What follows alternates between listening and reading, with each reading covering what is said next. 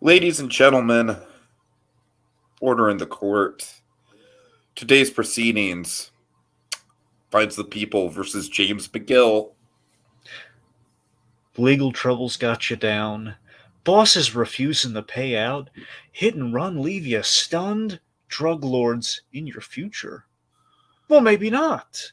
Because he'll get your case dismissed. He'll get you the defense you deserve. But only if you say the words. Oh no, I need legal representation. Whatever shall I do? What do I say? Oh, wait. I know. Better call Saul. Better call Saul. All right, we're milking it too much. So without further ado, let's begin judging Saul.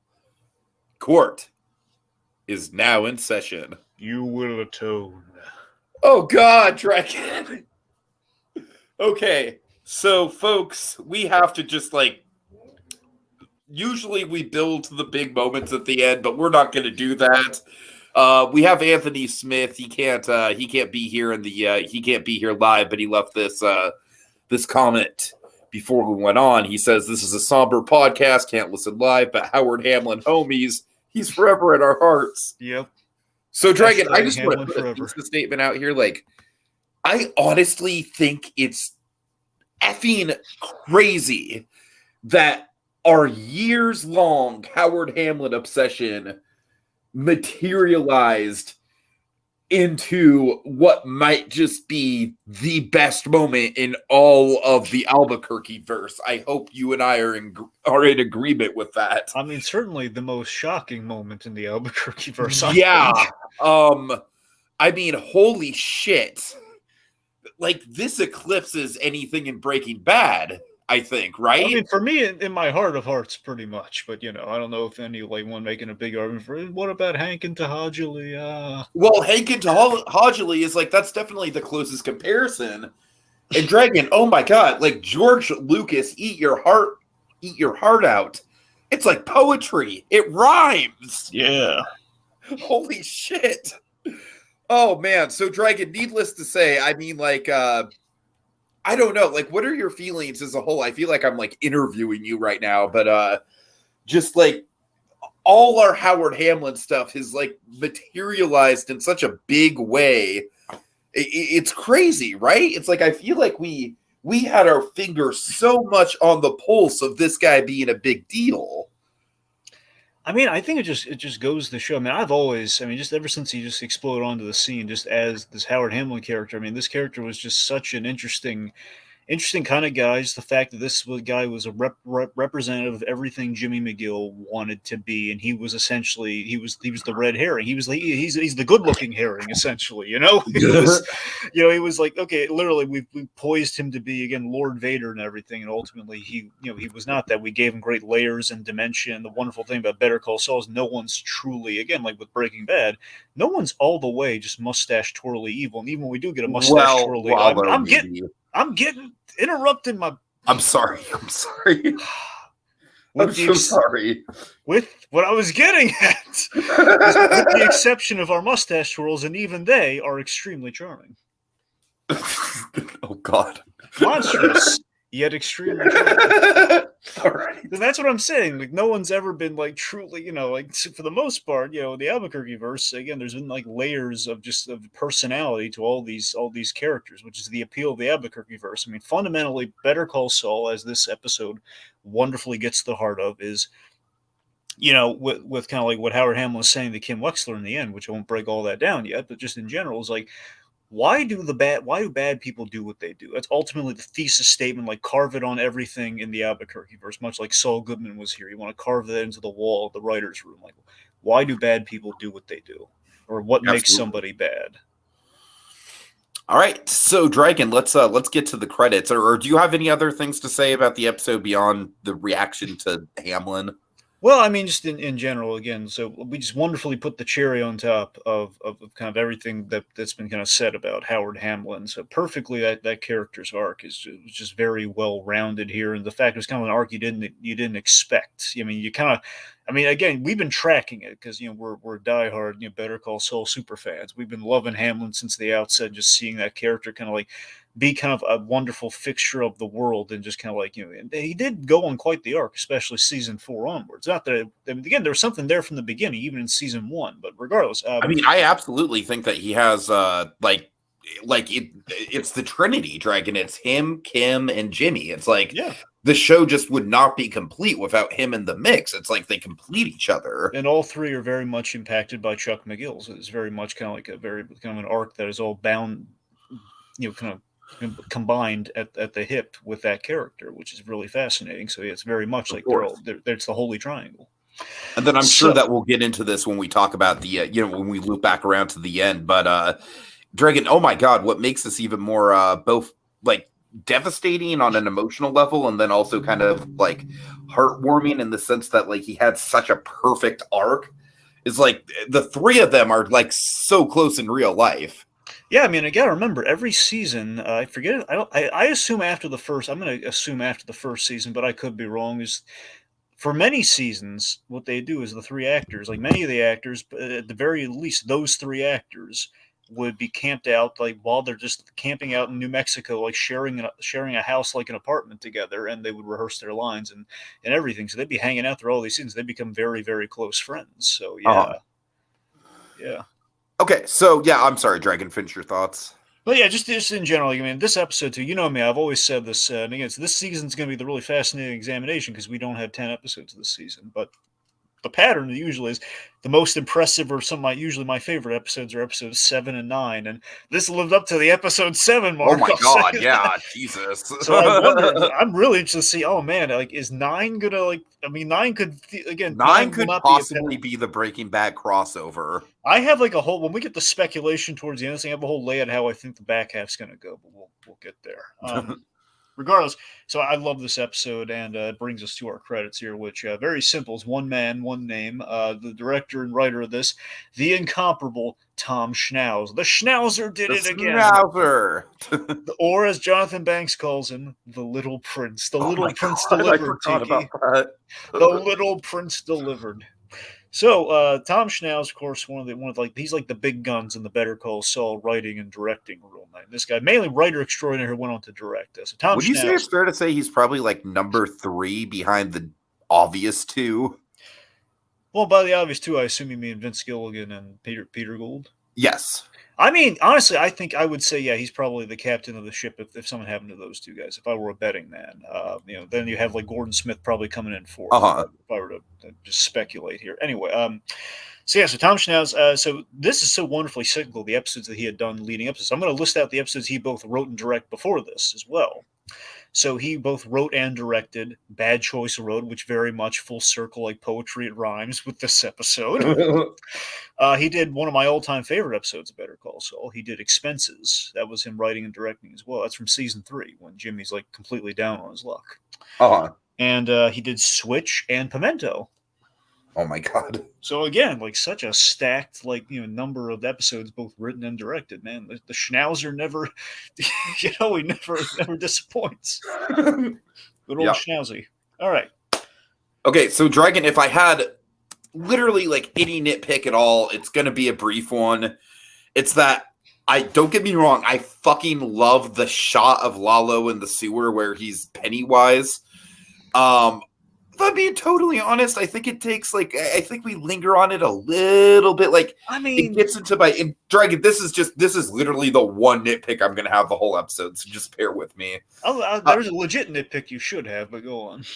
But we're kind of, I've kind of been tracking this whole thing of mine where it's like on the crime side of things, it's like the show likes to get into all right, let's go into the really deep, meticulous methods and have a montage of that. And Dragon, I'm way more into the inflatable style montages. And honestly, it's been a minute since we've had one of those. So but think about that though. They're saving that for when things are all kind of full on Saul Goodman. That's true. But oh God, I could imagine that we could evolve into Saul Goodman via montage. That's But what I'm saying. I mean, we still have a lot of years to come. yeah. Have to go by. We know we're going to get at least one montage because usually that's how we pass a year or so in Better Call Saul. We do it with the arc. All right. Leading to Anyway, so something similar. Dragon, just poo my nitpicking. All right, because it's still an awesome opening with the Pennywise shot. Well, that's the thing though with the Pennywise shot. I mean, what they're doing is they're building up the monster in the sewers of Albuquerque, who again is going to cross over into our main story. The idea Lalo is kind of losing it himself, staking out the laundry for 4 days. Like, he goes into like a truck stop, borrows a shower. Which they're my nitpick. Yeah, the showers look too nice for a truck stop. They do. So that's the legit nitpick I have. But again, that one's very minor. So, so Lalo's been staking out the laundry for 4 days after he got the answers, after he tortured poor old Stefan Kapusik. Oh, my God. I'm glad that we didn't actually have to see the torture take place. Yeah. So basically for days he's been just kind of staking out the place. And again, it's just the fact that we think it's on a different track, and then like horrifyingly the stories overlap and they're building to it. That's what I like that I think it's a retroactive thing that really helps the episode. That's why we're taking so long with that opening, because Law's going to do something truly monstrous and horrible, and we're just like, it's when you least suspect it, he's going to come in. So I guess this kind of tracks with my whole thing with Lalo, and of course I think one of the big subtle themes of this season is kind of like, the expectations. Like I feel like this is very much like a directed by Rian Johnson sort of thing of with the Howard subplot. It's like we're expecting it to ruin his life, but we're expecting the fallback to mostly be on Jimmy and Kim and have it be like like we basically expected what was going to happen before Lalo showed up to happen, right? But we did not expect them to go the full Monty with it. Yeah. And then with Lalo, we were expecting the big confrontation between Fring and Lalo, and for him to like, essentially what he was setting up with the Hector phone call. And the great thing about this episode is that they totally just dovetail both of those things into each other. We're just not expecting that, but it makes perfect sense. Oh yeah. All right. So we start the episode off at I believe Prime Mart Plus is what we called it, kind of the Walmart kind of fill in. So we have Lenny, played by John Ennis, who is Jesse Ennis's father from Mr. Show. Love this guy. He came back. He's our kind of our Judge Casimiro lookalike for the photos. So oh my God. Lenny is. Yeah, go ahead. Sorry. So Lenny's like, I assume like he's like an amateur actor on the off times. He's like rehearsing plays and stuff and like shows. So he's like returning the shopping carts. Probably does like bit parts in community theater and longs for something more. That's kind of the vibe I get. Exactly. So he's just kind of doing his thing, and then just awesomely, just a very frantic Saul Goodman pulls up. I love Bob Odenkirk's delivery. It's so darn funny. And just here's the thing: Saul Goodman. He's on his heels, and when Saul Goodman's on his heels, he's kind of at his best. We usually see him in like crisis situations. This is a crisis situation, but more so for like less life and death stakes. This is more just like con stakes, if you will. Well, in this case, it's sort of like he's basically doing his best salesmanship ever. Where he pulls up, he's frantic. $400, you get in the car right now. Anyways, a couple things with this scene. Number one, I love the cart dragging. Yes. Oh, yes. I love the cart bit at the end. Yeah, the car. I feel like that's a perfect little foreshadow of like, okay, things are not going to go quite right here. Because I kept thinking that like it's gotta smash into the thing, and yes, it did. And that was perfect. And then number two, Dragon. How much do you want to bet Jimmy just completely left this guy in the lurch when it comes to like actually covering for him on the job, or like giving him legal help to not get fired or not get reprimanded? Well, I mean, I truly take it. I think had the end of this episode not happened, he would have done that. Yes, that's exactly what I'm saying. Yeah, I'm saying he absolutely meant like he was. Honestly, for all I know, I mean, I don't know when. First of all, I don't think we're ever going to follow up on like he got in trouble at work. I doubt it. I mean, I think. But I'm saying we need to follow up on is Poppy, but I hope that we get that in part two. But I digress. Okay. Look, my point is the point is like honestly, there's still a world where once Saul Goodman kind of moves on from the tragedy, I'm sure he would still probably defend the guy, but he might have like a little bit more like vitriol I don't know. I mean, to be honest with you, I don't really think the guy needs defending. Like, I feel like No, if of course. anything, he'll get like a slap on the wrist, like, Yeah, "Hey, don't leave work again. Don't do exactly. that." Which I'm You sure know is what like I the mean? logic. I'm sure it's like the logic of like, no, he basically needed that to seal the deal with this guy just to make Right, sure, okay, I'm right. completely fine. I'll sue him for everything. But here's the thing I love. I just love when he really goes in for the sell here. Like, now is we make magic. Essentially we make magic with our craft. Oh Carpe God. diem. It has this great line. Carpe diem. Don't live with regret. Anyway, so that's the spirit that takes people places. Now get in the car. I don't want to buckle up. I don't want to lose you through the windshield. This is just like Tom Schnauz's dialogue is on fire this episode. I love it. All right, so Dragon, we go from that to the glory of the Canon XL2, 20-time optical zoom. So we have the film crew, and we see them at school. Again, they're all at the University of New Mexico, I believe. So they all would be local to this location. So I love how kind of like very close by they all are for when they're doing this last-ditched effort. So Kid Kubrick is leading the camera seminar here. I guess the idea is like he's like the head honcho of the equipment department, so he's giving like a lecture for college credit or something, I guess. Okay, seeing him in this role, Dragon, just like it makes me like, oh my God, I knew kids that were like exactly like this in my film class in high school. It's it's so spot on. I have a fun thing. So I keep mentioning that the actor who plays Craig Kettleman, I think it's Jeremy something. I'm blanking on his name, but anyway, so he, if they ever did a biopic, he'd be perfect for Peter Gould. But you know what? I don't think Peter Gould has a son. But if they ever needed to cast the son of Peter Gould, Josh Fadem. Oh my God! I'm just saying, like Kid Kubrick. It looks like I could buy him as the. I mean, I think the obvious biopic thing with Kid Kubrick is J.J. Abrams. Well, sure. I don't know. I'm just saying. I look at Kid Kubrick and just with all the camera jargon and everything. Also, I love how the actor doesn't even have a name at all. The character doesn't have a name. It's just Kid Kubrick. That's the thing. That's not even an official name. It's just what they call him behind the scenes. They nickname him right. Yeah, it's kind of funny. Like 6 seasons in, we only gave Haley a name. We only gave the makeup girl a name. Even so, she still might be labeled drama girl. We don't even know that. Anyway. So, so Kubrick he's very cocky, basically, hey, these are my cameras. Like these are the good cameras, which you're not able to access anyway. So he basically gives him like a busy worksheet, tells him not to touch the stuff as Saul goes in, pulls him out, and he gives him the hard sell here because he knows he has him over a barrel, so he gets 500 instead of the 100. It's pretty funny. Anyway, so Haley, the makeup girl, she's making Lenny up on the fly, and what is she dressed as, Tiki? She's dressed as a Gelfling. Yeah, Kira the Gelfling from the Dark Crystal. Oh my God! I love it. She's adorable. And I just want to see like Dragon. I really hope that in one of those like Better Call Saul like mini webisodes or whatever they do. Yeah. I just want to see like either like a home video recording of this musical or like a behind the scenes or something. Well, I can't promise that, but I can tell you this though. They have announced that they are doing I think it's Ariel Levine specifically. It's either Ariel Levine or Alison Tatlock. One of them, I think Levine, is doing some viral marketing kind of like video stuff, and it's going to be about the film crew. Oh really? Oh wow! So there's going to be either a short. I believe it's like a. So there's going to be like a series of how-to videos, like there were with the Poyos Hermanos training videos, but with the film crew. So yeah, probably about how to make a Saul Goodman commercial. I really want there to be the Dark Crystal musical in there somehow. Then I don't think I really want them to pull from. I mean, I'll give you all the brownie points if they do it, but I don't think it's going to happen. I don't know. Never say never. We'll see. Anyway.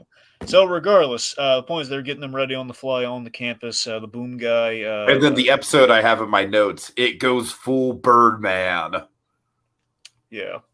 With the tracking shot and the drums, Dragon. The drums. Yeah.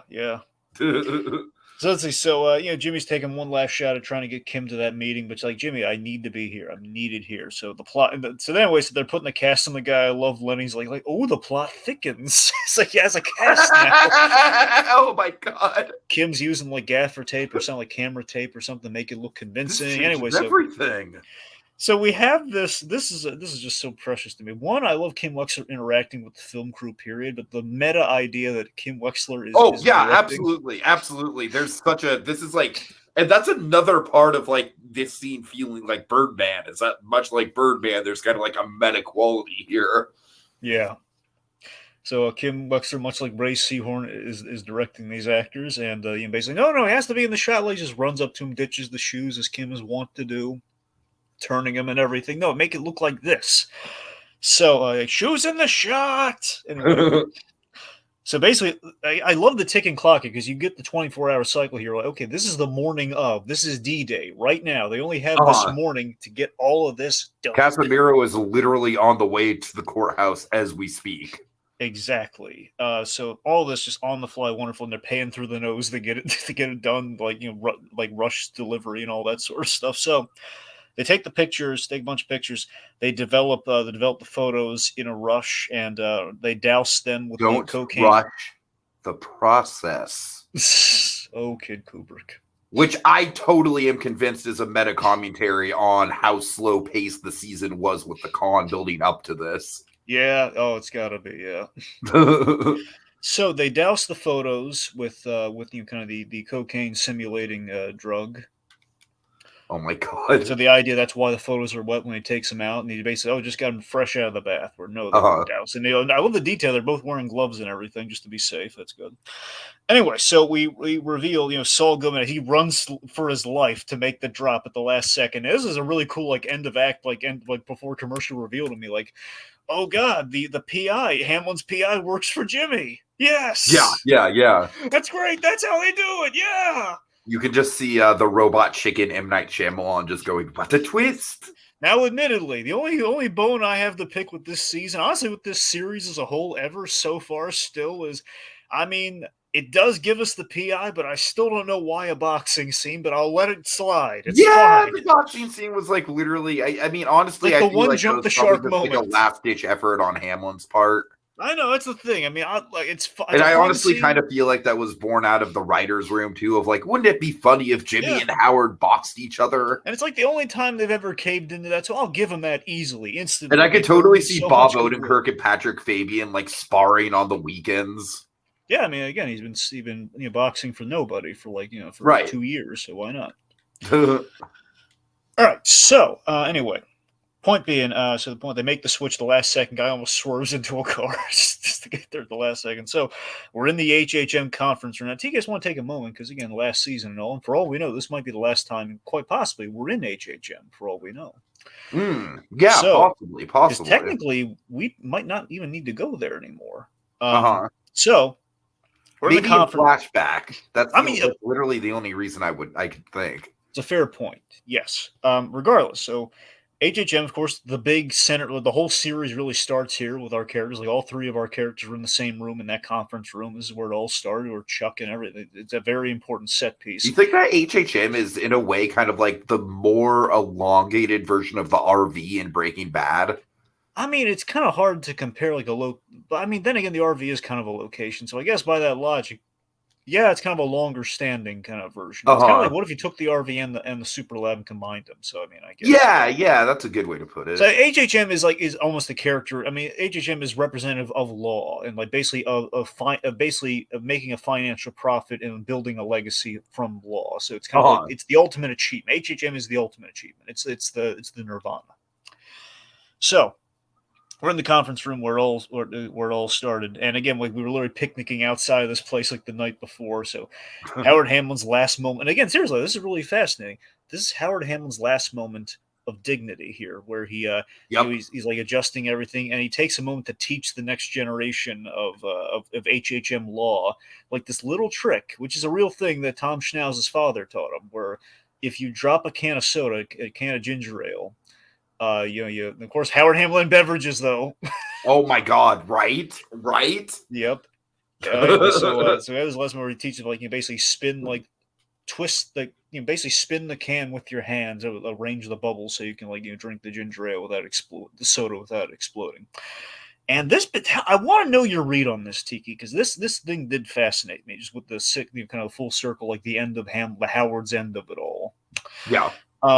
So Chuck taught him this trick, and the fact that this young intern doesn't know, like the next Kim I feel Wexler like for all that we, freaked Hamlin the fuck out. yes, it's. I mean, I think it was. I love how I feel Saul. like that literally put him into like existential crisis mode before any of the scheme even started. But I like how That he was my played. read on it. But again, I like how he played that realization with dignity, though, where you get the sense like it did freak him out. It's the fact that this kid, again, potentially the next Kim Wexler years from now, for all we know, just given how again, like Jimmy and Kim Let's flourished have a by, spin-off show about this kid.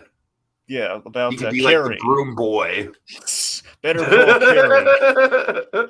Yeah, better call Carrie Anderson. The Carrie Anderson Diaries. Oh, better answer Anderson. Okay, so answer Anderson. Okay, so the fact that this Better kid, Call Saul was owned by Disney, it would probably happen. okay, anyway, the fact that this kid doesn't know that giant portrait, which by the way, I never noticed that, I never thought about this before.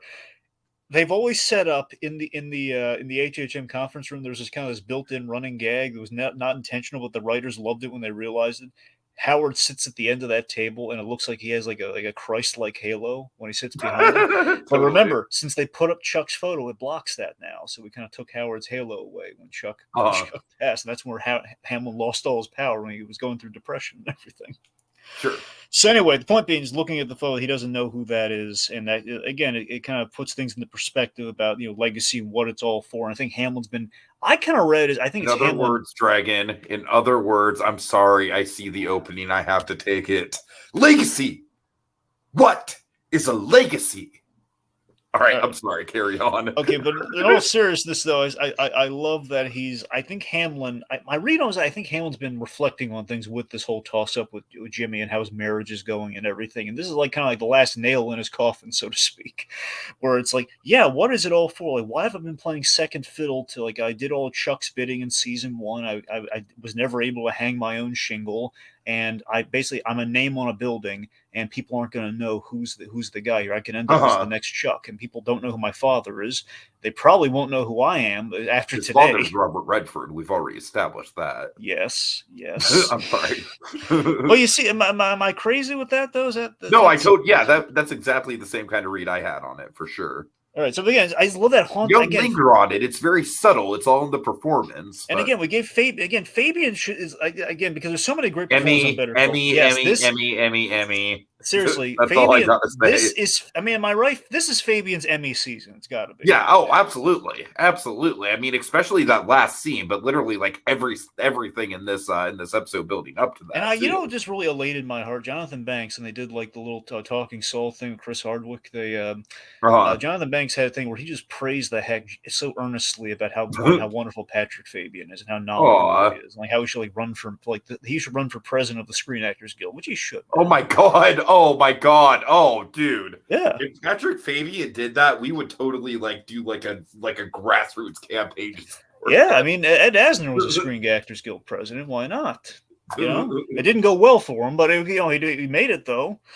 Anyway, so the point being, I just love how Fabian delivers. Maybe there are more important things. This is the fact that he's kind of there in his arc, where he's kind of realizing maybe it all was kind of for nothing. Dragon, honestly, if you're familiar with fiction at all, I feel like that's like that's the warning sign. That's the first. That should have been the first red flag. It should have been. Yes. I'm like, and I mean, don't get me wrong. This season, I heard like rumors that maybe Hamlin's going to die. And again, you and I were probably on the track of thinking, well, again, if he runs we're thinking like the back half, maybe like. No, here's the thing. I feel like this whole season, it was like a magic trick, Dragon. Like they distracted us with the scheme, and we never saw the death coming. Because, and I got to tell you, when the scheme started, I was on the edge of my seat. I was like, without any expectation about him meeting the end of his life, I was like, oh God, like my stomach was in knots. I was like, Hamlin is just going to have his career ruined because of this. Yeah. So anyways. But anyway, so I love that this first half of the season has been entirely dedicated with so many check-ins with all of our characters as they're getting settled in for where they are in Breaking Bad. Again, we have like our fully dimensional kind of character arc here, and we're just kind of giving like this sort of like we're questioning our roles towards the end of the Better Call Saul story. It's quite the arc on him, and just as we had we checked in with Huel and Francesca and everybody else. I don't know, it's good stuff. All right, so Jandowski, the PI, shows up with some photos that Hamlin's going to want to see, and he tells him they Oh my fresh out of god. that. Okay, the thing with the photos is like one of the biggest laugh out loud moments of all history. Yeah. Oh god. Yes, The it is. switch on it. I mean, I know. I'm well aware. I was laughing so hard. I can't anyway. So, and then this really elated my heart because I feel so stupid. It didn't occur to me because I kind of hoped for it, but I completely forgot about it. It's like, so Irene Landry returns. So remember, the Sandpiper residents are on at least a majority of them are on the other on phone patch. But just the fact that Irene is the class representative, so she would be in the room. So yeah, we would bring back Irene. And okay, Irene you know what? I would vote for Patrick Fabian's first act as the president of the Screen Actors Guild to be. What? To resign whatever bullshit rule is making Ed Begley Jr. a guest star. What the hell? He's literally in every episode stealing scenes. Again, I'm thinking because he probably won't be in the second half of this. No. Dragon Nacho. Well, he's been in it from the beginning, though. I don't know, man. And I think there's more to do with Cliff Main. We got to at least see him in we got to at least get his reaction to Howard's death. Like, he's going to be in at least one more episode. All right, I'm not against giving Ed Begley Jr. It's ridiculous. I'm not against. I say oh, by the way, a little catch I forgot to mention. I'm sure you're going to love this. In the conference room when Hamlin's kind of getting everything all nice and pretty for everybody, you'll notice there were Hamlindigo blue napkins. Oh yeah, of course. I think it was napkins or stationery. I think they were napkins for the pastries for the day. And then Howard Hamlin ordering a cup of tea. Yes. So I'm thinking this is the closest thing we're ever gonna get where he ordered Irene Landry the tea, chamomile tea. Oh God. So anyway, seriously, there's the fact that speaking of which, Dragon, I literally the morning after this episode aired, I ordered the Hamlindigo blue tea wasn't available, so I did a pomegranate tea, and red for obvious reasons. Yep. Ordered it in Howard's name. Oh God. Anyway, but no, seriously, just the shadow right there. I love the full circle. Irene's been in it since the first season. She was introduced the Sandpiper case, so it makes all the sense in the world that in our last season, while she started, I believe Mrs. Strauss passed away in real life, so I don't think they could have brought her back. So it's in general. Yes, the fact that we brought Irene back and she had a role that made sense. We gave her kind of a funny bit later, and I don't know, she was kind of a good face to put to the Sandpiper thing to remind you what it was like. Oh, she's like every grandmother wrapped up in a legal case, right? I know old folks who look the way she plays it. I know old folks who are exactly like Irene, a little less hung up on the cats, but still, I love they're exactly like Irene. but yeah, seriously, it was just, that was all nice and dandy. Anyway, so just the fact she comes back and the thing I'm always gonna remember with Irene Landry is the fact she broke my heart on the finale on episode 9 of season 3 when Jimmy had to do that terrible thing to her. That's the reason I'm always gonna remember Mrs. Landry. Oh God, that episode still makes me sick to my stomach over what Saul Goodman does. Yeah. Anyway. So anyway, the point being, they brought her in. They walk her through how the meeting's supposed to go.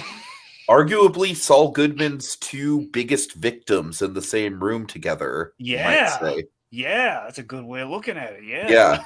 Anyway, so again, class, and she's the representative. They walk her through how it's supposed to go. I love that she's chatting with Cliff Main, by the way. I love that she's kind of. Oh my God! Yes. Oh Jesus Christ! And Cliff Main and recipes, Dragon. If Hamlin is all about beverages, Cliff Main is all about recipes. Yep. So again, Hamlin gets her tea, and then they have this bit here where they put her in the wheelchair. Now, do you think it's a sympathy play, or do you think it's just generally they're just trying to make her feel comfy? Sympathy play because she's clearly not comfortable with it. Yeah, it had to be that, right? Yeah, that's what I thought. I mean, if they were making her comfy, if it was for her own comfort, they'd read that she was uncomfortable with it. So yeah. All right. So okay, let's see. So Howard started. The effects are starting to take hold. Is anyone else hot right now? Oh God, Dragon. Oh God, just everything about this scene is just. And again, obviously, it mirrors chicanery in such a wonderful way. Yeah. Oh God, it's so perfect. Again, I love love her playing the reactions on Cliff Main, who knows all the telltale signs. Yes. Totally. Oh, good. Okay, so we set up that Judge Casimiro is a friend of Cliff Main's as well. And they're also setting up, they're expecting like the whole Sandpiper thing to be like another year or two, but they're hoping to agree on like a figure or something. It's essentially the purpose of the meeting anyway. So the drugs are starting to take effect. His hands twitching. He's starting to feel really hot as he's walking down the hallway. And so we set up that they're all gathered. The two sides of the legal dispute are gathered to have a mediator to basically discuss terms to hopefully settle the thing in a few years. And you know what? Let's double back around really quick to the Irene scene, because I feel like the last super duper professional moment of Howard Hamlin's life is when he gets down on his knees to comfort her. Yeah.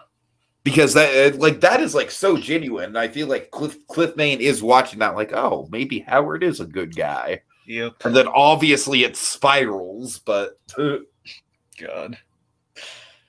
Okay, so the mediation begins, and we have Jimmy and Kim on the phone using like the passcode, and I think Haley, the drama girl, is like pretending to be an old lady on the other side to pretend to be the old, like the lady calling in. So that's essentially how they're basically able to eavesdrop on the scene, which is nice and cinematic, and like it would make sense. That's how they do it. So, okay, so let's see. So Irene just so darn cute as she enters and everything, and just says, "There's so many people." I know, right? It's adorable. Okay, and also let's give a big shout out to Rick Schweikert. Yes. Oh God. I'm sorry, Rich Schweikert, not Rick Schweikert. Yeah. So I'm just gonna call this out real quick, just because so we don't have to bring it up later. Did you notice how just in comparison, because the actor on Rich Schweikert, not a super tall guy, but still, Ed Begley Jr. being the very tall guy that he is. So those two were in the scene together at the end. Did you notice how towering he was over him? I did not notice that. No. Yeah, seriously. If you look, because the height difference is, yeah. Anyway, but yeah. So Rich Schweiker here again. The whole thing where we said Rich Schweiker was kind of an antagonist in the first season, but again, very good boss. As we saw so many times. Anyway, so the real Casimiro enters, and I just want to shout out, man, Casimiro. Wonderful performance too. I mean, this guy. Oh my God! I feel like this is like a perfect, like quintessential Albuquerque verse, like one scene wonder. Like a Peregrine. Again, if we're in a show surrounded by lawyers, when we have a judge, we want to make the judge count. So, see, we always shout out the names of judges. Like certain judges, like have like a thing for Saul Goodman's flair, or like Mr. Goodman. Like so rarely do we have a like we've only had one judge. Judge. I think Judge Munsinger, that's again. Munsinger's the whole Hugh like Kushada thing. So Munsinger's like the only judge we really spent any time with. So again, the fact that we have like a retired judge who just has like such like a legal, and it feels like such a legitimized version of Chuck. Chuck without any of the egos. The guy's like really salt of the earth type. Like he's been around, he's seen like justice, and he's like, so it's like, well, I'm here to tell you folks that someone's gonna walk away unhappy, but that is compromise. You see, he's wonderful. I love it. Totally. So respectable. Anyway, again, so unlike Lenny, though. But again, that's what makes that even funnier when you think about it. And then Fabian, man, just Fabian's reaction from the minute this guy steps into the room is just priceless. So when that happens, like essentially everything we speculate as to what the plan was, I'd like to give us credit, saying, man, we were really on the money of what this plan was going to be. I think the breadcrumbs were there and we put it together. I like to think. So essentially, it's playing out, but just seeing it play out, they're like, oh God, look at him. It's like Drake. It's like a Rube Goldberg machine of writing. Yeah. It's like you set it up, but you get to see it all happen. Yeah. All right, so he calls out the judge. Like, I think our judge is compromised, which is like the word. By the way, worst thing you could ever calling a judge bent is like the worst thing you could ever do. Oh yeah. Oh totally. Especially when he's a nice swell guy like this guy with a mustache. Anyway, so Rich Schweikart is calling foul here. I need you to elaborate here, and especially when Jimmy McGill is brought up, just given the fact that Jimmy McGill is the whole reason the Sandpiper case is happening in the first place. That's like, hey, I could potentially win my case right here. You're saying Jimmy McGill bribed a guy, bribed your judge mediator, like the discussions. So anyway, He says Howard Hamlin is so darn confident he has photographic evidence. He's laying out that you went to the park today. Like, no, I didn't. I went to get a gift. I had a lunch. I love how the judge is being so ridiculously patient with him and answering things he shouldn't even have to dignify with the response. Just love it so matter of factly. And I did this and that, and I did not go to the park. Anyway, so Hamlin like calls his assistant Julie, I believe her name is, tells her to run to his office and get the photos. And this judge's like, "Did you have me followed?" He's like, "No, I had Jim Miguel followed." So anyway, the photos are delivered. He opens them, and we have this money shot before us here. I just love the composition of this shot so much, where they're all huddled around. You see Hamlin's reaction of like, what am I looking at right now? And Casimiro's like very eager, like, I'd like to see these photos because this did not happen. And you see, I believe it's John or Josh Bonfiglio, the actor who plays it's the Mike guy. I know it's the boom guy. It's like the actor's like name is something. Not that Mike. No, not that Mike. But yeah, so the sound guy, the boom kid, it's something Bonfiglio, Jay Bonfiglio, nice kid. Anyway, so he has a mustache to look very passingly like, to basically make Howard look cuckoo bananas. It's like, you think that's me? Like, is that supposed to be me? Like this, of course, the cherry on top is the obviously fake mustache. Yes, that's the thing. This kid with a fake mustache. It's just like the most comically like, what the hell am I looking at? I mean, honestly, for me, what kills me more than the fake mustache, as great as that is just the fact that just Saul Goodman's randomly is on a park bench, like with a smile on his face. Oh, hello, son. Here's your frisbee. Nice mustache. Oh, God. Just like I'm just enjoying my day. Oh, here's a frisbee.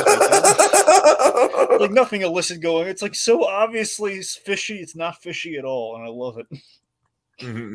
Anyway, so Howard Hamlin's just like panicked, like Julie, they're go back to the desk. There are other photos. He's shouting at his assistant and Aaron Brill in the scene. By the way, he's being really patient with the old folks on the phone. It's like, Mr. Hamlin, she is also being super eyes. Professional here. Shout out to her. Yeah, and I love that haunting close-up shot of Hamlin, like all disheveled and sweaty, and his eyes have gone fully dilated. Like, oh man. Yeah, totally. Right, things are not going well for old Howard. Mm-hmm. So again, he's snapping at Julie's looking crazy. The eyes are like pie plates, essentially.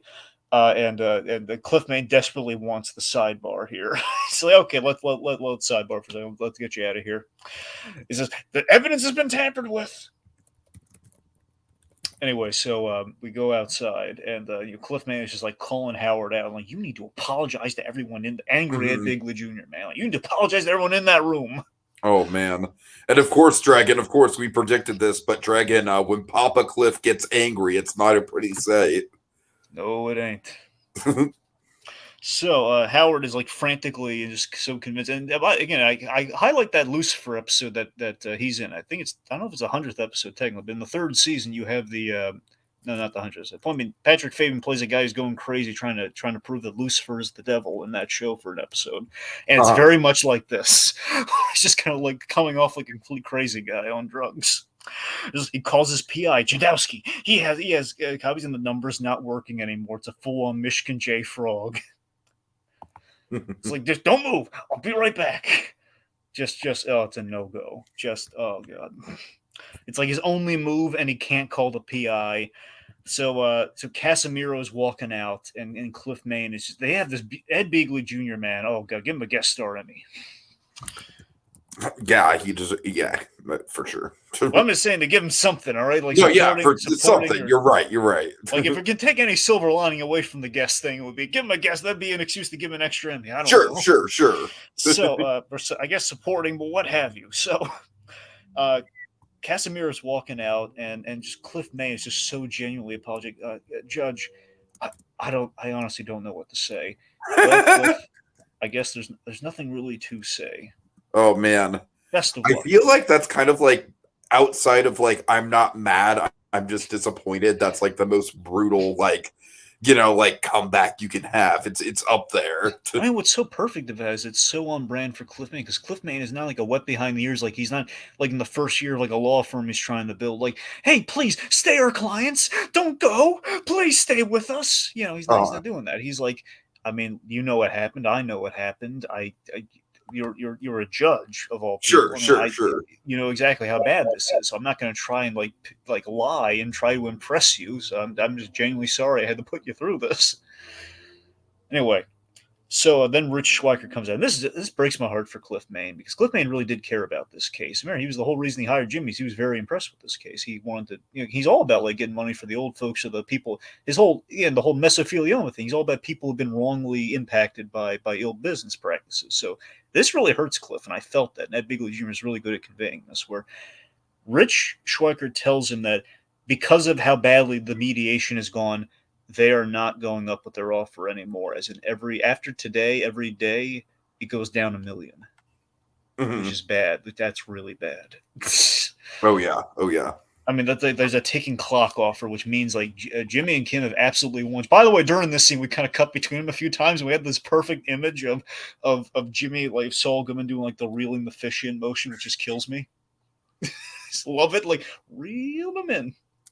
Anyway.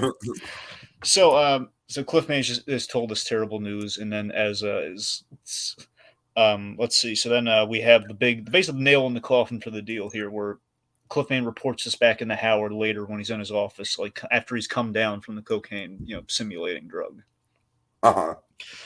So basically, Howard, like a very it's not a long-lasting drug. Like, it's very efficient as far as like it does the job, but it's not like a.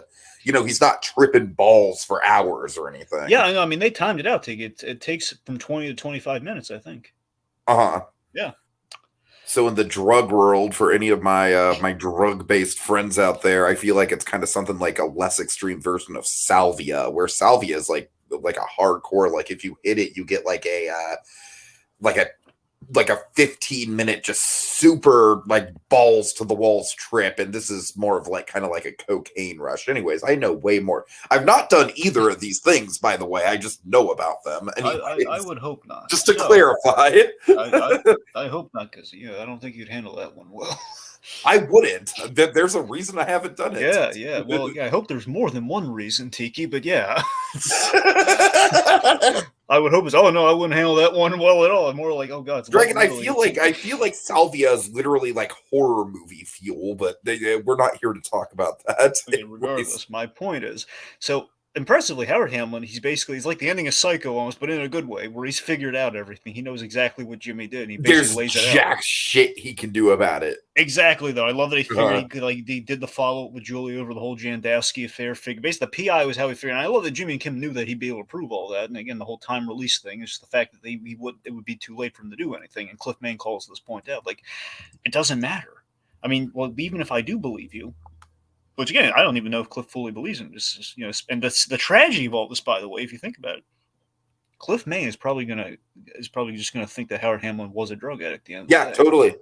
Everyone is. Everyone.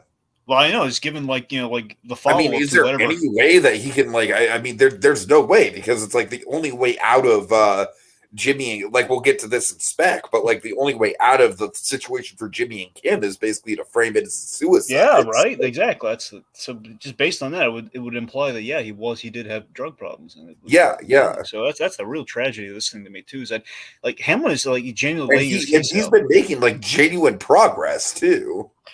Yeah, and anyway, so Cliff Main just lays out the whole like Howard's like refusing to settle the case, and Cliff Main's like challenging, I'm going to tell the partners about this if you don't, because your behavior and everything, and that's not all just Jimmy McGill there, what you've done here, like PIs and everything, that's not healthy. So anyway, so like he wants to go to trial, and again, Cliff Main's thinking about the clients, and the whole reason they don't want to go to trial is if you drag this case out, a numerous case like this, old folks are going to die, and that's not going to help anybody. So Cliff Main makes the announcement. This is like again, Tom Schnauz's mission statement with this whole thing, by the way, this whole episode that obviously builds to at the end, is that you're much like the the penultimate episode of season 3. You're supposed to be kind of disgusted with Saul Goodman and Kim Wexler and what they did here, and that you're supposed to like not be rooting for him, but you're going to root for him, but you're going to hate yourself for doing it. It's like the old Joker philosophy. You're going to laugh at him, but you're going to hate yourself for laughing. It's the whole sure. done.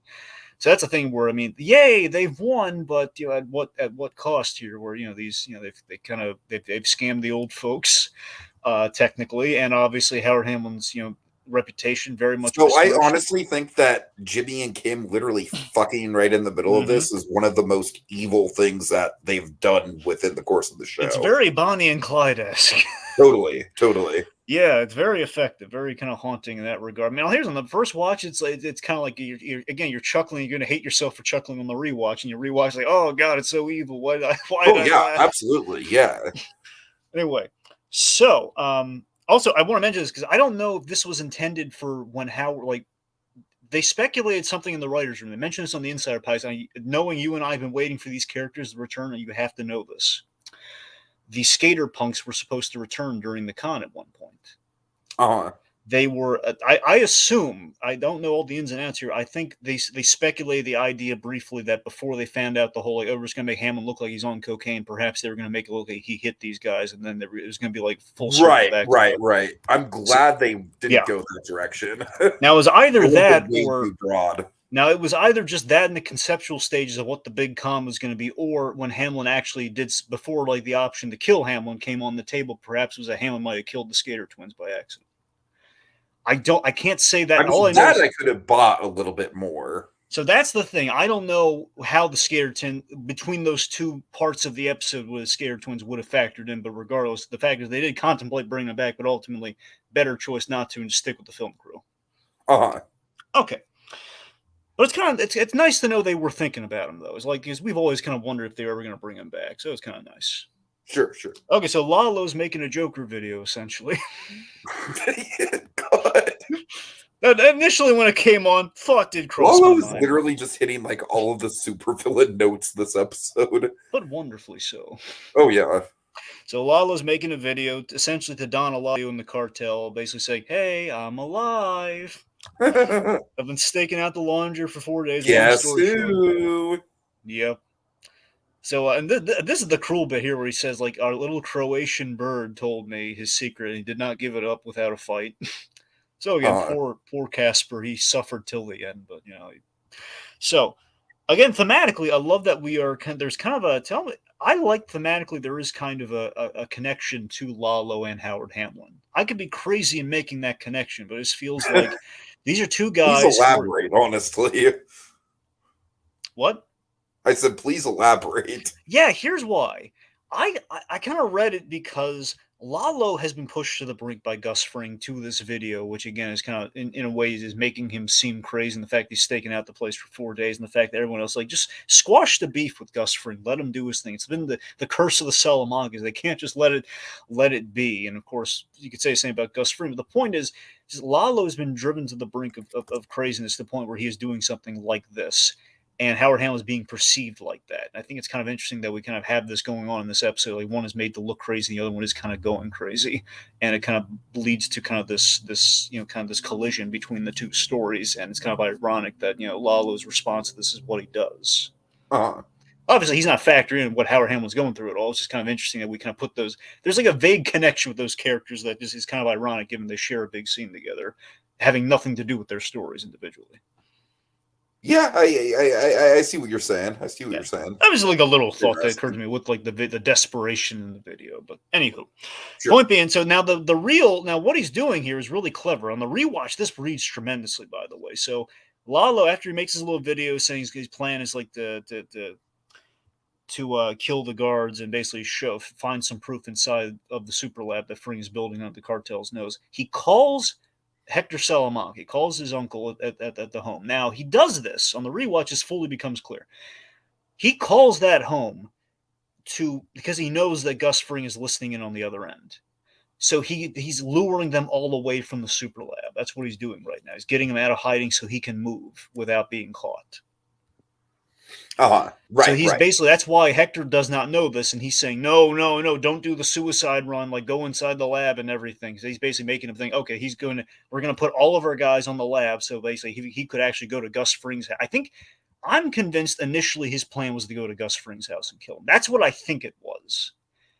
But then he saw the cockroach and he got the Saul Goodman idea. That's what I think happened. Mm-hmm. Because again, his nickname for him was the cockroach, and that was the intention of that cockroach shot. So I think I think he got the idea in the moment, but it could have been his plan the whole time. I'm not sure. Yeah, for sure. I'm with you. Okay, so the point being is like I love the bit that always sees Mike from the distance. Michael. Michael. Oh boy, of course. That's a great Much callback. like Lalo, we too love Jonathan Banks, only we're not probably planning on killing him. God. Like I would Lalo hope is. not, Dragon. I would hope not. No, I just mean like. Let's state that for the record. Well, what I mean is I don't know if Lalo intends we on so you want to imagine you have no intention on killing Jonathan Banks. Well, obviously not. I mean Lalo trying to kill Jonathan. Lalo trying to kill Mike. Because we love Mike. We would never want to do that. Of course. So, Walter White, on the other hand. Oh, God. He might think about it once or twice. So, okay, let's see. So, after the retirement home call. Okay, so Gus Fring. What's going on with Gus Fring, man? Yeah, he's just keeping up with the publicity, Dragon. He's at a middle school, right? Yeah, he's in like some sort of like I guess his middle school, his elementary or middle school. He's at a school doing like a charity event for basically kids. He's like a youth development cause of some kind of like the DEA fun run, kind of like that. Yeah, just a typical Gus Fring outing, you know. Now, I could be reading into this, mind you, and again, not every line has to mean something, but you know what? Just the whole like Gus Fring's line might have been a party line, might not have been. With Gus Fring, you never quite know. But him saying he believes in the potential of youth, much like the potential was found in him. Perhaps, again, we know that's kind of his philosophy. He sees things in people. That's why he saw something in Mike. And I think what they might be alluding to, that's why he sees something in the youth that is Jesse Pinkman. I don't know. No, yeah, I feel like that's pretty spot on. And, he... And I feel like there is a running theme of him kind of like taking like troubled youths under his belt. I feel like Jesse Pinkman, Victor, and even fucking Tyrus are probably similar stories, you know. Tyrus must have just like been the bottom of the barrel, though. Let's be honest. Like Tyrus is just like the sassy guy in some gang somewhere, and it's like, you know what? Let me cool him up. Let me make him cool. I'll make him cool and imposing. I'll give him some Gus Fring kind of style, some brownie points, and then that'll be about it. He'll still be sassy, but at least he'll look cool. Anyway, so so Mike pulls Gus Fring away. Basically, long story short, tells him that Lalo's has eyes on the laundry based on that recording from the retirement home, and there's just a matter of time. But it's an uncontrollable situation. Now, when Mike Ehrmantraut tells you the situation is uncontrollable, I would be worried. Yeah. Like Mike Ehrmantraut is not a man to be, to be shaken. So yeah, like him saying we got to get you out of here too. Like, I don't know where he could strike here. I mean, he could be following you now. Like they're like innocent girls here. I don't want he's that. super worried about the kids, which I feel like is great within his character. Absolutely, I love that. Okay, now we're on to so Gus Fring basically agrees with Mike's play here. So then we have the big moment. So okay, and also let us address Dragon. I love how this episode is essentially like, what is it, like 4 scenes basically? Because we have the prep work for the photo, we have basically chicanery part 2, we have the setup for the Lalo stuff and the Mike stuff with Gus, and then this. Yeah, essentially 4 to 5 scenes, depending on who you ask. You know, like if you throw in the Lalo cold open, it's basically like a 5-act play. I mean, essentially, yeah. I mean, pretty much. Which is impressive. You know, so again, it's like the whole 5-act breakdown. I really like that. Especially like Dragon. I really like this season of Stranger Things, but one of the complaints I will have is that, my God, does it jump around a lot. Yeah, it does. I mean, we'll get there. I do really like it overall, but yeah, I think it's really weird. Well, no, I don't want to get us distracted talking about how they're Anyway, so I'm just saying this is a nice contrast to that. Well, of course. So later, but in terms though, I do love the 24-hour cycle. All this does happen in the same day, and again, it's very much like it's like the night before, essentially, of Lalo to like the morning of, and just going forward. Okay, so. So we have later, Jimmy and Kim are celebrating, as we've established that they do. You know, they have like they're having a movie date. You know, they're watching stuff. They're and God damn it, it's like the fact that they have movie dates and they're both classic movie fans. It's like, yeah, they're a cute couple in spite of them just doing something totally evil. Yep. And again, that's they made you fall in love with them for 5 seasons, and now Uh again. huh. So I love the detail. It's a romantic affair with the candle being lit, and of course, the candle is very much the center point of everything. Uh huh. One could say the burning passion of the Khan, which is then challenged by being snuffed at the light of the light of which being snuffed out by darkness. One could say, I don't know. Anyway, so Howard Hamlin's at the door. And I love they were expecting him to come at some point to basically chew him out. So it's like they're basically going to take it, and then he shows up. Yeah, Like Jimmy answers exactly, it. exactly. It's like, all right, let's rip off the Band-Aid. Jimmy answers the doors in case he's in a swinging mood. All right, so we have Hey guys, let's go swinging. Let's hit the clubs. It's not that. I know. All right, so we have the candle runner, which again, like door opens, like it depressurizes the room or something, so like it kind of flickers. Which love it. Oh, seriously, I'm so it's a little visual thing, but it's like the most perfect directorial choice in the episode. Oh, totally, totally. God, no schnauzy. So so again, the expected Hamlin, he enters and he basically essentially what he does here, and again, this is like the last of the whole setup for This like is reflecting this on is Patrick Fabian's Emmy scene if he ever had an Emmy scene, Dragon. unequivocally, yes, Yeah. 1000%. So it's the fact that Hamlin's there and what he's doing again as this whole season, his whole half has been doing. He's putting their actions basically of the entire series because he really calls back everything in this monologue from the whole series into perspective form, which is exactly what they need to basically cement their paths for the next half. Basically, they need to be. And Tom Schnauz's whole point of the episode was to they've made bad choices very knowingly at this point, so it's like the moralist thing between him and Peter Gould in figuring the episode out was okay. So what we're saying about the show is bad. Again, you're the calculus of your bad choices is what kind of makes you bad in this universe. So like you can do bad things and still be a good person, but you have to know that there is kind of like a karmic thing that's going to happen at some point where you make bad choices at your own peril. And like as they kind of framed it, the last time Jimmy McGill pulled a con of this level, just of something similar to this level, it ended up with knowingly and on purpose to hurt somebody. Chuck ended up, committing suicide, essentially. Right. So something not exactly that, but it's going to look like that, I'm sure, happens here, where again they make a con to benefit themselves, and it ends up with a very moral cost. So all of that is just fascinating to me. That's very much what they've been building to, and it's very on brand for the story we've been telling for 6 seasons. Anyway, so Emmy, Tiki, go on, run with the Emmy. Okay, so first of all, again, poetry, rhymes, whatnot, so on. He brings the Macallan, which he and Chuck drank all the time when they had celebrations. I mean, God, this honestly might be like it truly is up there with something like Ozymandias is like an all timer in the Albuquerque verse. I really think so. Just with all the callbacks and thematic loops that we're tying together. I mean, it's kind of like, what if you took the scene that Cranston had in Fly, but you kind of mixed it with like the scale of Ozymandias when he falls to the ground? It's kind of like, what if you like the whole "this is when I should have died" to like the whole like just after Hank he's just gonna fall. Yeah, that's a good way to put it because it's like a thesis statement mixed with like an oh shit moment. And again, there's the whole like I love that Howard Hamlin's there, just calling out the legal strategy. He knows they're not going to admit it, but he just wants to know why. And again, the Albuquerque verse thesis at play here: why do good people do bad things, or why do bad people, like what makes someone bad? Anybody. So he recaps the possible reasons as he's like, I love the blocking here. He's going around the round. I love the fish tank. I thought something bad was going to happen to that fish tank in the episode, by the way, which it just might in the next episode, by the way. Venom just bursts in and eats the fish. What? Venom. Yeah, that's what I thought you said. Yeah. He just bursts in like, "Oh, I'm hungry." Honestly, I think Lalo at the top of the next episode is going to knock over the fish tank. I think that's going to happen. Oh, God.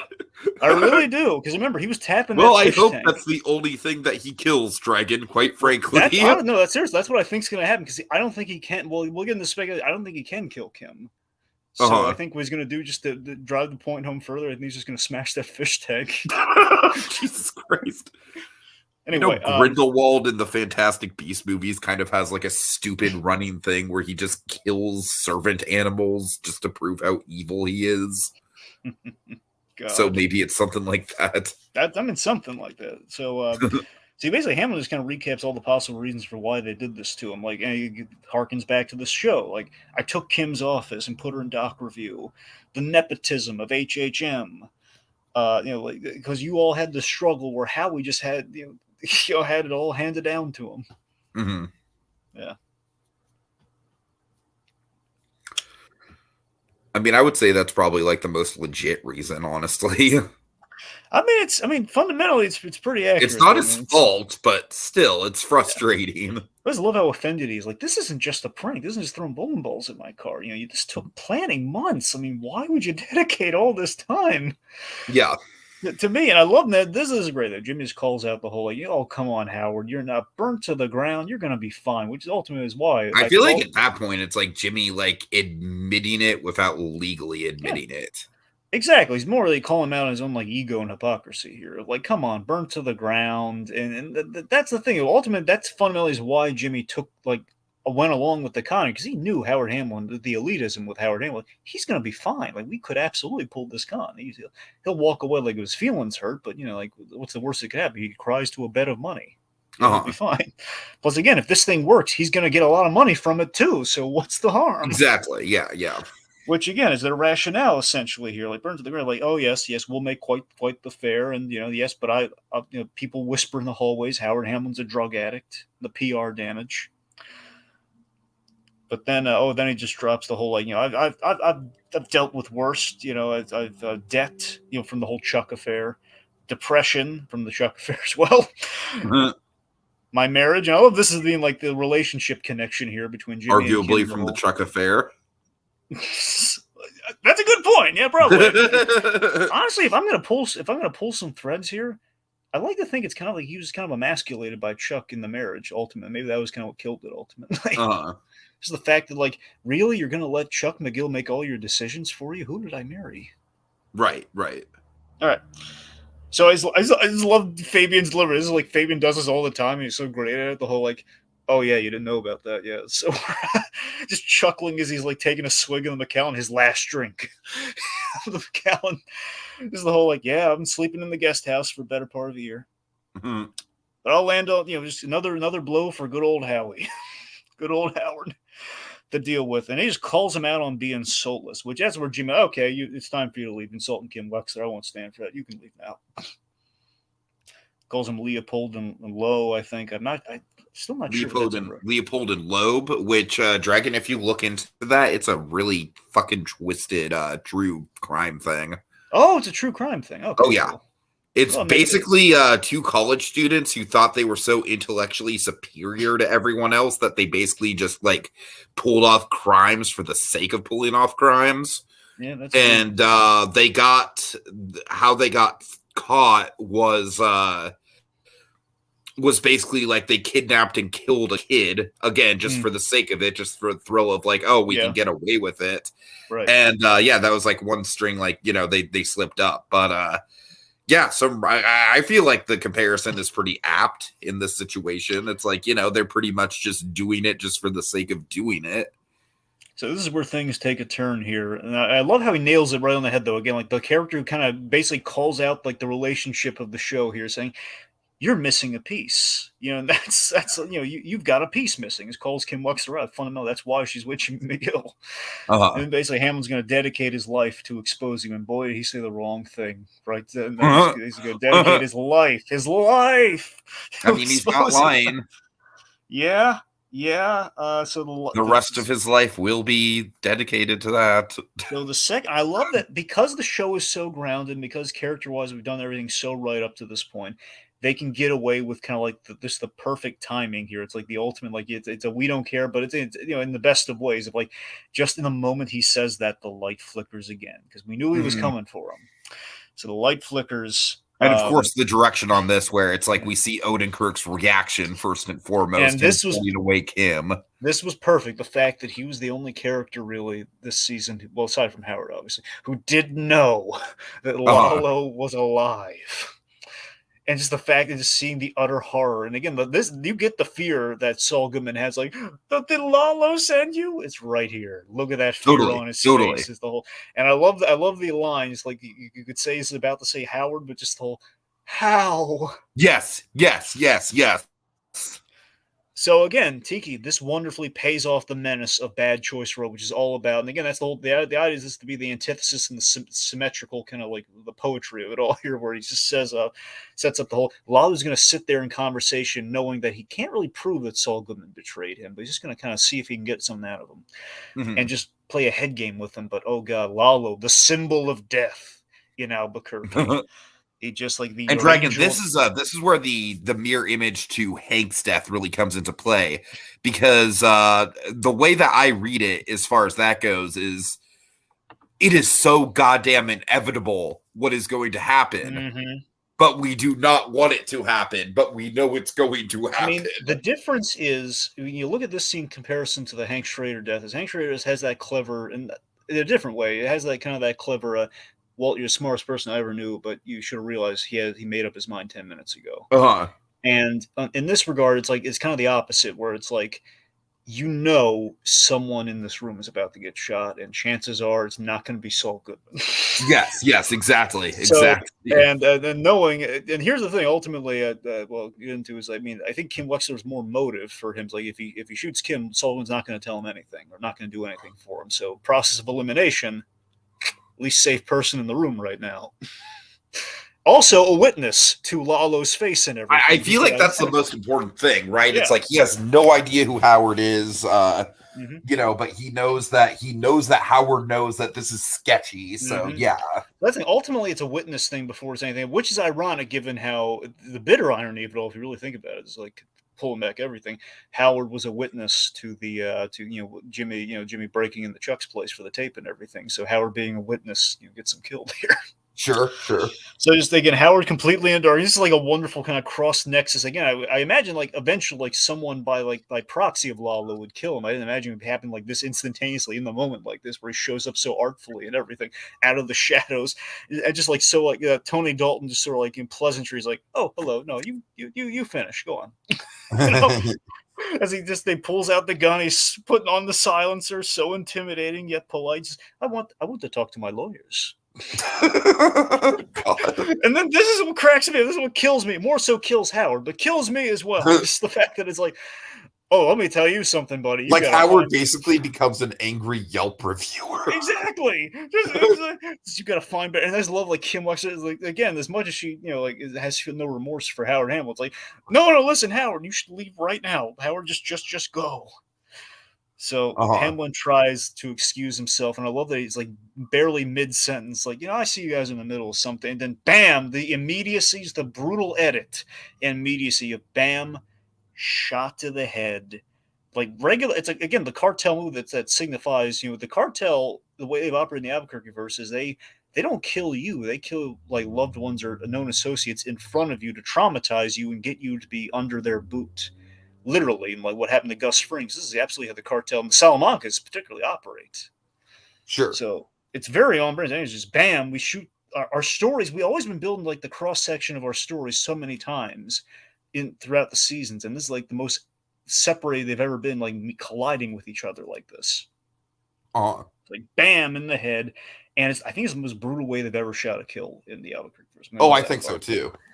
I feel like it's the most realistic way they've ever shot a kill at the very least. Just the immediacy and timing goes a long way, just to say that, because it's kind of a three thing. So it's like bam, the immediacy, Howard's head hitting the counter, kind of like how Chuck's head hit the counter and nailed a little bit, only more lethally.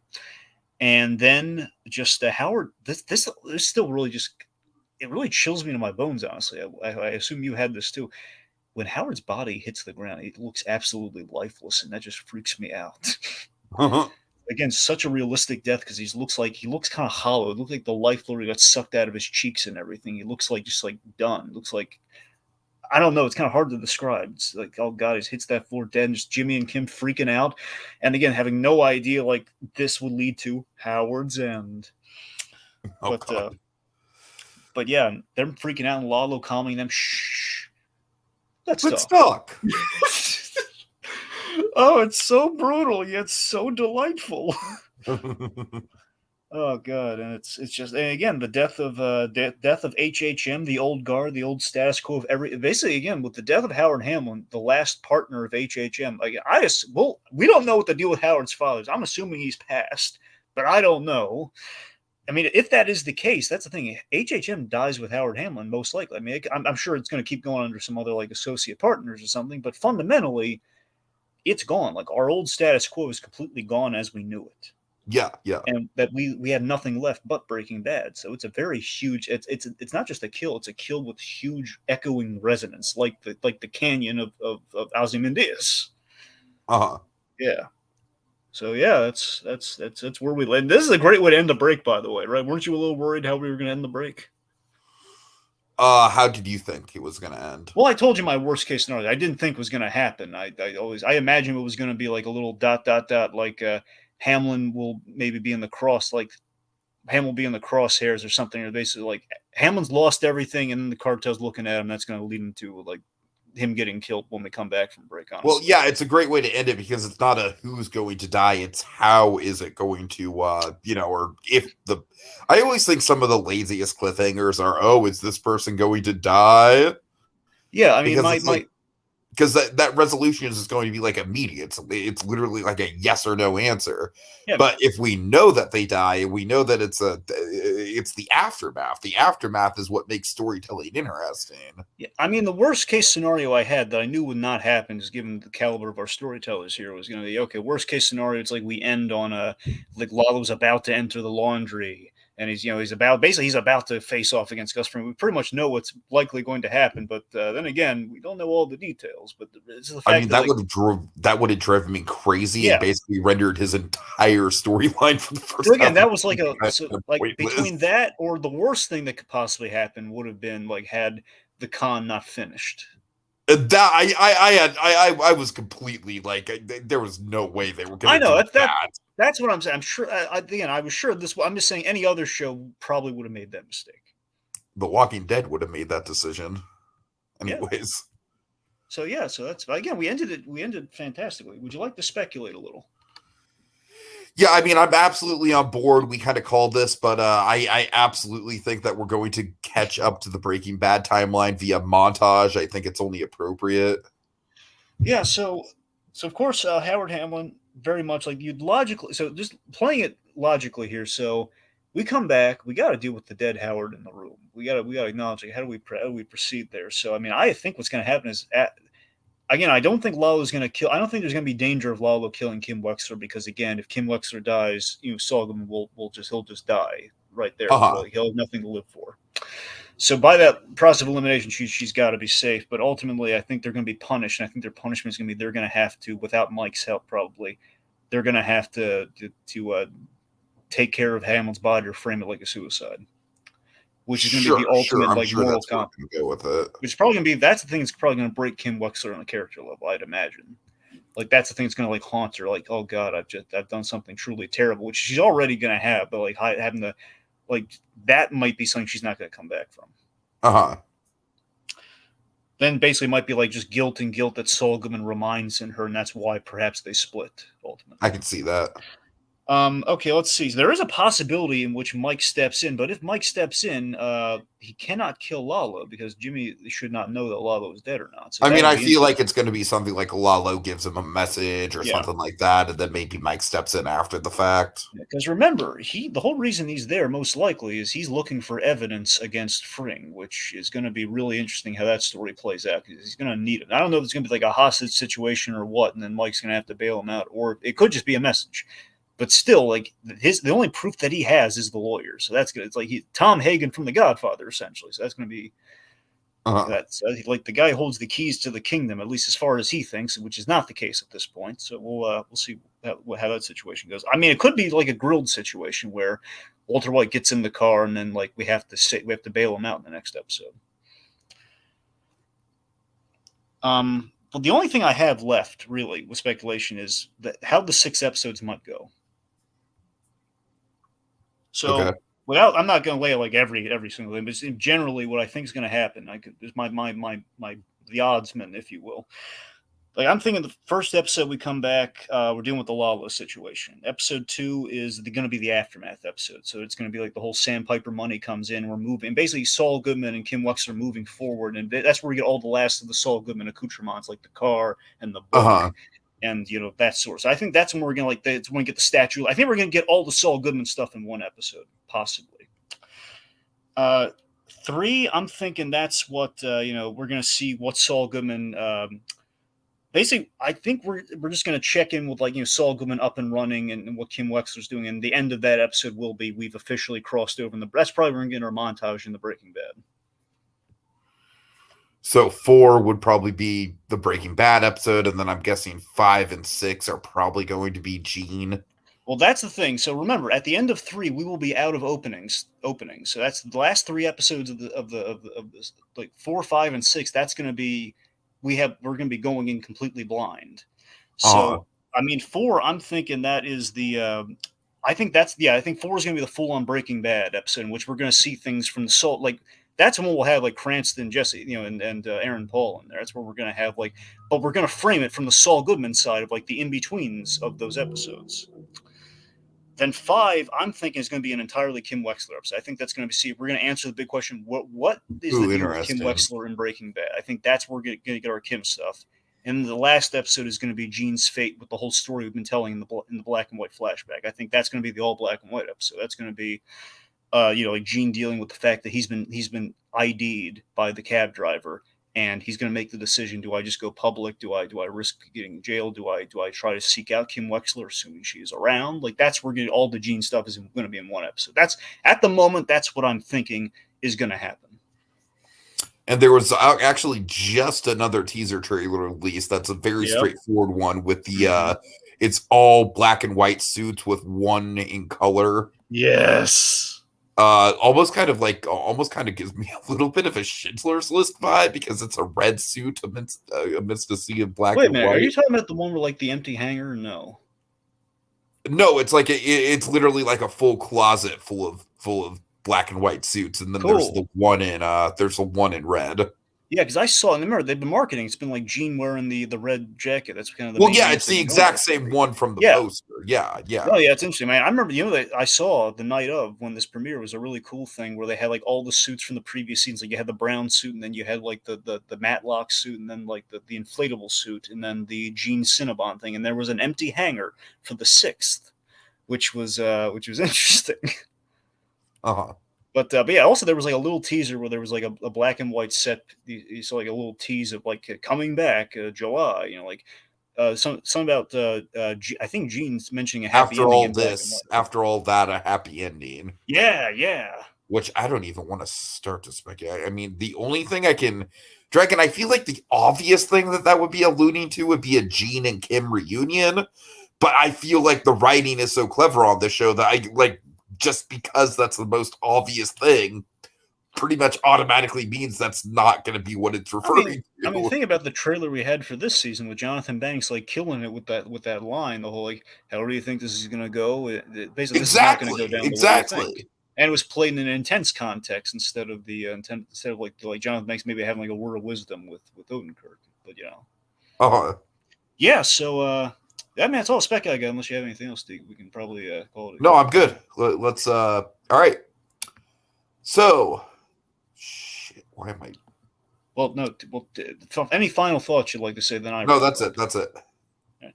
So yeah, I was blanking on the outro, but you have most of the outro, so take us out. Well, again, I just want to say in closing here again, folks, we'll be back obviously for the second half, but also just never. This episode, I walk away with never doubt Better Call Saul. They took the gamble with the 7-episode long con. Except when it comes to boxing scenes, apparently. Yeah, but again, to be fair, 6 seasons, only one jump the shark thing. That's pretty good. Compared to we didn't have shoplifting, we didn't have weird she's smoking while pregnant. We didn't do any of that. Sure. So the Howard's end of it all, beautifully tragic, which again just wonderfully directed and written from Tom Schnauz. Again, the episode is very sobering to the bad choice road of it all. That's going to lead to all these bad choices that led to Breaking Bad. Ultimately, just it just the whole episode. It's like these sobering touches really make it sing in the end, and I think this episode really sums up the relationship to crime and that Saul Goodman has. It's like this is a character like this is very much like Jimmy McGill's light getting snuffed out with that candle. This is very much like, yeah, he's we kind of killed off literally the M in HHM in a sense, where there is no more of his past left. There is he's kind of barreling forward. The crime has intersected his personal life, and all he has now is Saul Goodman, and he's just going to try and salvage like the Kim Wexler of it all. But again, who knows how long that's going to stick around with all this added danger and everything? Who knows? So it really says a lot about the Saul Goodman character. So just an excellent episode ultimately. So remember, kids, when you get that phone call, make it count. Better call Saul. Saul Goodman Associates is the one-stop shop for all your legal needs. And with that, we are adjourned. We can totally be lawyers. Totally. We toast our tea to you, Howard. I just want to talk to my lawyers.